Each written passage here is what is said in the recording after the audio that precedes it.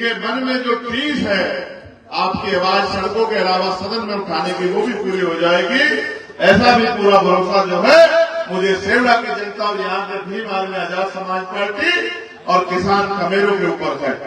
यहाँ इस मंच पर उपस्थित हमारे भीम आर्मी के राष्ट्रीय महासचिव, हमारे मध्य प्रदेश के प्रदेश के अध्यक्ष भीम आर्मी के सुनील बैरड़िया जी और संभाग मंडल जिले के नेता और मेरे साथ चल के आए मेरे भाई, और यहाँ पिछड़े कमजोरों दलितों मजलूमों की आवाज उठा रहे और तमाम तरह से अपनी जान को जोखिम में डाल के आपकी लड़ाई लड़ रहे, आपके स्वाभिमान सम्मान की रक्षा कर रहे भाई रविंद्र भाटी जी का भी, और उनके साथ आए हमारे प्रदेश कोर कमेटी के मेंबर, राष्ट्रीय कोर कमेटी के मेंबर भाई अमित कसाना जी का भी धन्यवाद करता हूं। सम्मानित साथियों, मैंने अपने प्रतिनिधि के रूप में भाई कमल सिंह वालिया जो हमारे राष्ट्रीय महासचिव ने उनसे आग्रह किया है कि अब अपना ज्यादा समय सेवड़ा विधानसभा में देना, और सेवड़ा विधानसभा में जीतने में प्रत्याशी को रोकने के लिए जो गलत प्रयास किए जा रहे हैं, जो झूठी बातें फैलाई जा रही है, उस झूठ को बेनकाब करके और मध्य प्रदेश में पहली रोशनी की किरण आजाद समाज पार्टी भीम आर्मी का झंडा भोपाल में बुलंद करने के लिए भाई दामोदर यादव जी की मदद कराने का काम करना।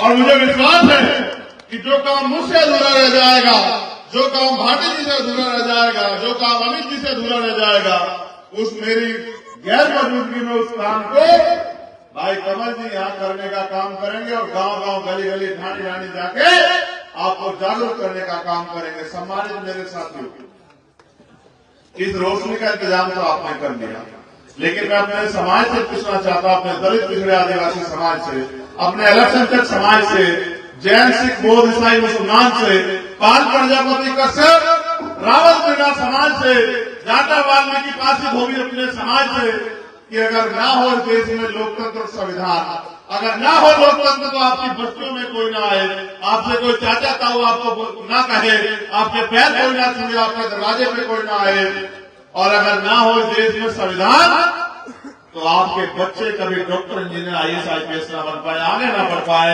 विधानसभा में ना जाए, लोकसभा में ना जा पाए, गांव के सरपंच ना बन पाए। आपको इतिहास अगर याद हो, मैं तो हमेशा इतिहास की बात करता हूं, क्योंकि बाबा साहब अम्बेडकर कहा करते थे कि इतिहास, जिस समाज को अपना इतिहास नहीं पता वो कभी भी अपने भविष्य का निर्माण नहीं कर सकता। इतिहास याद करो, आजादी से पहले न आपको संपत्ति रखने का अधिकार था, न अच्छे कपड़े पहनने का अधिकार था, न मकान बनाने का अधिकार था, न रोजगार करने का अधिकार था, न दिन के उजाले में निकलने का अधिकार था, न आपको फसल उगाने का अधिकार था। आपको राजा महाराजाओं के हिसाब से चलना पड़ता था। राजा महाराजाओं के जाने के बाद अंग्रेजों ने देश में राज किया।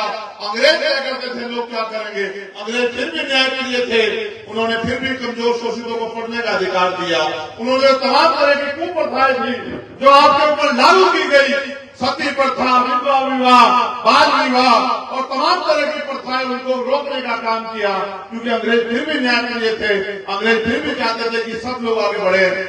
लेकिन आप सोचो कि अगर आपके बीच के लोगों ने अपने सुख दुख, अपने सुख सुविधा त्याग करके आपके लिए लड़ाई नहीं लड़ी होती, क्या आपके पास अधिकार होते?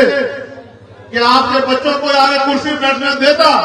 जहां आज भी इतना छुआछूत भेदभाव हो, धर्म के नाम पे दाढ़ी पकड़ के, बाल पकड़ के मुसलमानों को मारा पीटा जाता हो, जाति के नाम पे घोड़ी पे बैठने पे, मूछे रखने पे, मटकी से पानी पीने पे लोगों की हत्याएं की जाती हो, जहां आज भी किसानों को 10,000 15,000 के कर्जे पे जेल भेजा जाता हो, किसानों को सुसाइड करना पड़ता हो। आप सोचो उस देश में आजादी कैसी आजादी है, जहां अमीरों के करोड़ों करोड़ रुपए माफ कर देती है सरकार, जहां उद्योगपतियों को 1-1 रुपए लीज पे जमीन देती है, और उसी जमीन पे अगर 10,000 का कर्ज किसान ले ले तो उस किसान को लाठियों से पीट के जेल में बंद करने का काम करती है। आप सोचो आजादी कैसी है। आजादी असल तब होगी जब आपको सस्ती शिक्षा मिलेगी, मुफ्त के साथ साथ सस्ती शिक्षा, कि आपका बेटा भी डॉक्टर इंजीनियर आईएएस आईपीएस बन सके, आपका बेटा भी जज वकील बन सके, आपका बेटा भी यहाँ और विदेश में रहकर पढ़ाई कर सके, और आपको भी वो सुलभ इलाज मिलेगा।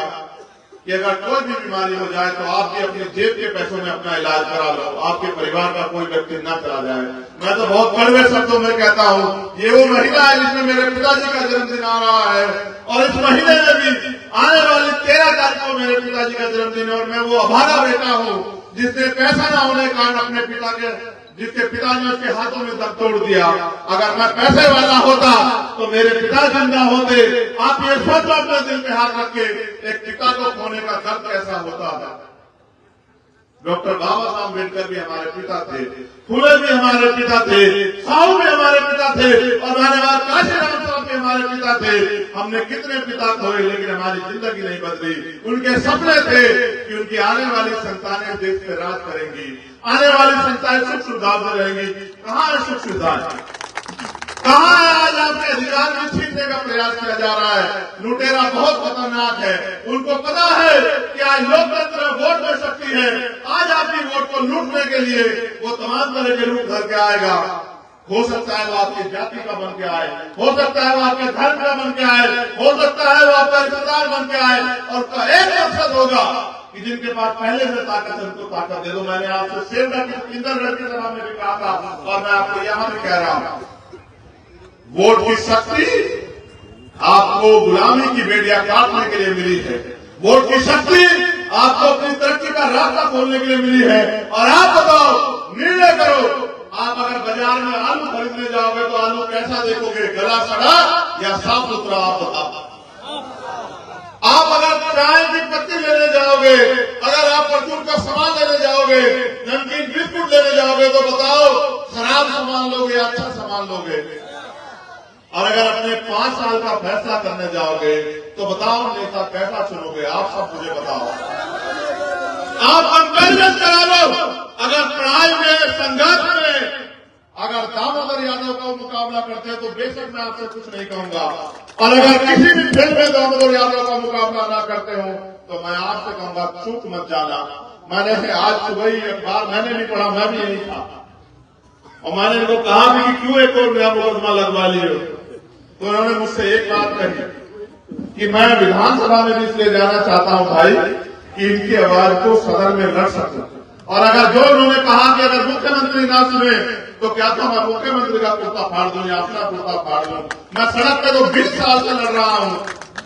उन्होंने कहा अगर आज मैं विधायक होता तो किसानों को वहां चौराहे पर नहीं बैठ करता, गरीबों के बच्चों को सड़कों पे अपने 2 टाइम की रोटी के लिए इंतजार नहीं करना पड़ता। मैं इस क्षेत्र में रोजगार लेके आता, इस क्षेत्र में कंपनी लगवाता, इस क्षेत्र में जो है तमाम तरह के स्कूल कॉलेज बनवाता कि गरीबों के बच्चों को सुख सुविधा अधिकार मिले। लेकिन मैं मजबूर हूं कि आज भी मेरे लोगों ने मुझे वो ताकत नहीं दी। मैंने इनसे कहा कि दामोदर निराश मत होना, ये समय होता, आज उनका है कल तुम्हारा भी होगा।